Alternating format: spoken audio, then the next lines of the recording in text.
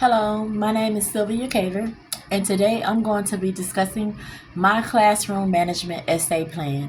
This is our essay plan, signature assessment plan for classroom management. And so let's just go ahead and dive right in. This has been a wonderful class. I've learned a lot, and I hope that I don't bore you to death. Discipline versus management. Discipline is not control from the outside, it is order from within.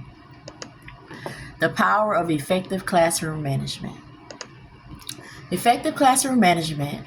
Strong classroom management skills are connected to effective instruction. Classroom management is essential to any lesson. I will be teaching 7th and 8th grade collaborative special education. I will be using a variety of forms and alternative communications to be later discussed in my communication plan to help my students and their parents understand that academic success is interconnected with behavior. And to convey this message successfully to my students, effective classroom management is critical. Effective classroom management pedagogy is demonstrated when exceptional ed teachers understand how exceptionalities may interact with development and learning and use this knowledge to provide meaningful and challenging learning experiences for individuals with exceptionalities according to the Council for Exceptional Children Initial Preparation Standard 1, 2015. Components of effective classroom management. Comprehensive classroom behavior management is important. Teachers need to recognize that classroom behavior management should align with the broader school-wide behavior management system and follow the Student Code of Conduct Handbook. Moreover, teachers must understand that culture influences behavior. According to Michael Rosenberg, secondary kids with learning and behavior problems took special pride in how many teachers they had scared out of the profession, and they fed off of each other. Therefore, discipline is a key component of classroom management. Teachers consistently report that disruptive behavior is one of the most difficult parts of their job.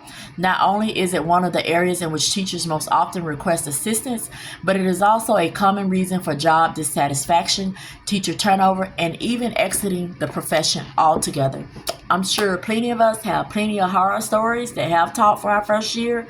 My first year teaching experience, the kids were horrible. I felt like I was mean girl because I had many questions and I had so many unanswered whys, whats, and just did not know. And yes, kids can pick up that you are not as competent and as practiced or seasoned as veteran teachers. And this is funny to them to make a teacher crack and drive them to the point that they lose character and to push them out of the door. So this is very important information to me. The description of my classroom. In this section, we went over that disruptive behavior has negative impacts, including lost instructional time, which is up to 50% according to some sources, low academic achievement for the disrupted student and classmate, decreased student engagement and motivation, teacher stress and frustration, and teacher turnover.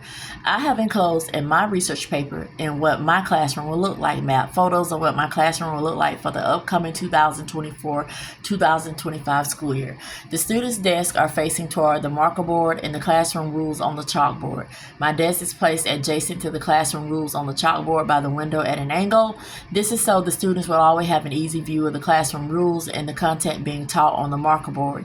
It is important for the students to always be able to view the classroom rules so that they will have a constant reminder of what my expectations are and how to govern themselves accordingly in my classroom. According to the Iris Peabody Vanderbilt study, by establishing clear expectations at the beginning of the classroom, I can provide a structured environment where learning can occur with few incidences of classroom disruptions and disruptive behavior incidents. Classroom map. As you can see, I followed the teacher's advice and used Canva to create this wonderful classroom map. Here is my desk that you can see right here. And this is the chalkboard area. And this is the computer station. And this is Caver's classroom. And my students are set in groupings so that I can offer them small group instruction and use techniques of not only collaborative teaching but differentiation.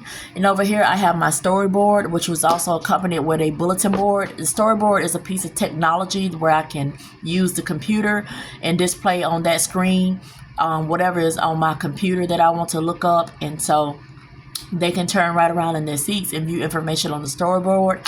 I strategically have the closet and the bookshelves placed at the back of the classroom. Therefore, the students will not be tempted to not look at the chalkboard.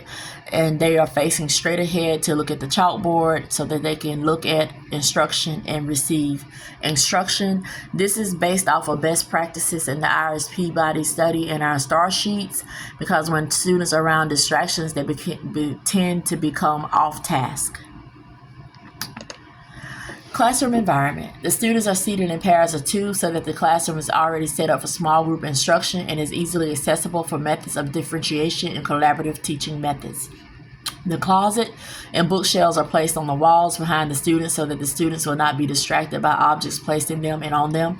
And according to the classroom star sheet, seating students away from objects that can distract them from learning is a best practice. The student seats are adjacent to the storyboard so they can always be able to view the classroom rules and extra inspirational or fun learning content that I may want to post. Furthermore, their desks are strategically placed facing forward to view the content on the chalkboard when I am servicing my students, and to also be in front of my desk where I can always monitor them. Describing my classroom rules, how they're developed, and what they include, and how they're communicated. The 5 classroom rules are posted on the chalkboard along with the anti-bullying form on my desk. Copies of the anti-bullying form will be given to the students at the beginning of the school year, along with a copy mailed to the parents so that the parents will also be aware of what my expectations are for the school year and that I am doing my part to ensure that child receives education in a safe environment according to FAPE.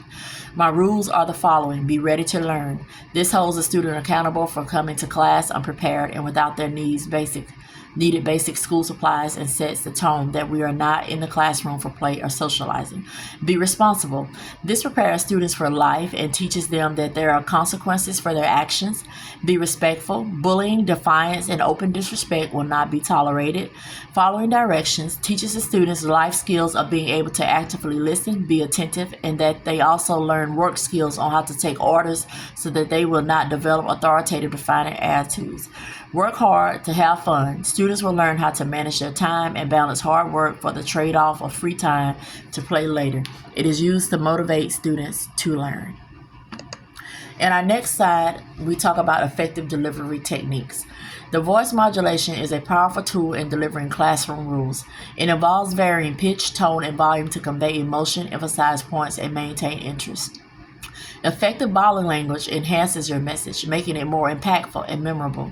For these techniques, they consist of pitch variation, tone inflection, volume control, meaningful eye contact, purposeful gesture, maintain good posture, and controlling your expressions, as these are verbal and nonverbal cues.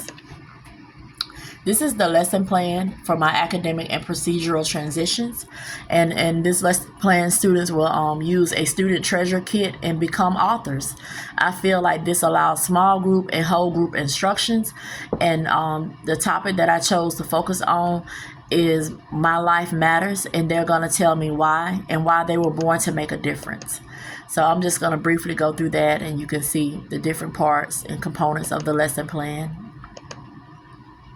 and how it meets the ALSDE standards. The student contributions to this lesson. Students' contribution to this lesson will derive from them writing daily in their writing portfolio journals. This is a continual learning assignment they will work on throughout the year, where they will learn to build and strengthen their written communication skills.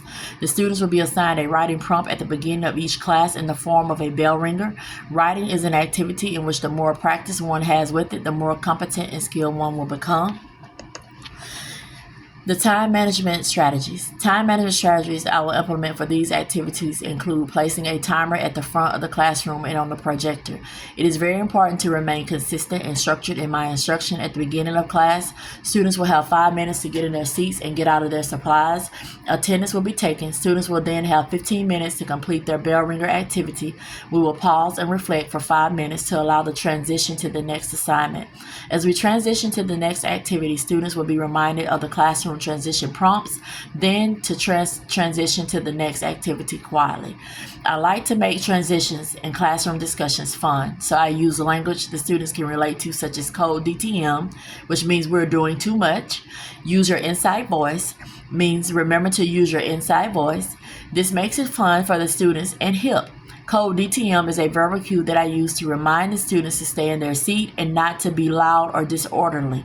One of the nonverbal cues I use along with the code DTM verbal cue is to hold my hand up, indicating how many minutes the students have remaining to complete an assignment. I do this when we're administering tests and we're down to the last 5 minutes. Now, in the last 10 seconds, I hold my fingers up to indicate the last 10-second countdown. These are my references and my signature assessment. I also did not list the Peabody assessment information in my references, but I did use information from that content as well. And so I'm at the end of my slide on classroom management, and I used my essay, and this is what information I gathered in my essay. I hope I covered every material and every angle in the rubric. I hope that you found it exciting. I appreciate being in this class with you all. You all have worked very hard. I have learned so much, and I look forward to seeing you all in other classes. And I hope you all did well and have a wonderful school year. Bye.